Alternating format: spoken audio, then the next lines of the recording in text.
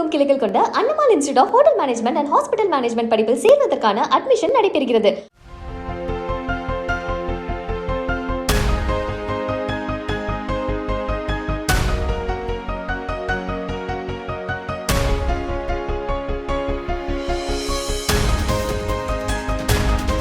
கன்னியாகுமரி மாவட்டத்தின் ஊர்காவலன் திட்டத்தின் கீழ் தமிழக கேரள எல்லையான களியக்காவிளை பகுதியில் புதிதாக 50 கண்காணிப்பு கேமராக்களின் செயல்பாட்டை SP ஸ்டாலின் துவக்கி வைத்தார்.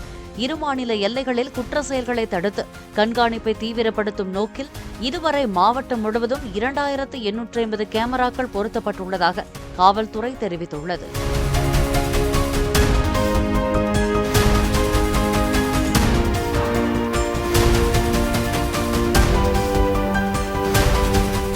தமிழகமெங்கும் கிளைகள் கொண்ட Annamal institute of hotel management and hospital management படிப்பில் சேர்வதற்கான அட்மிஷன் நடைபெறுகிறது.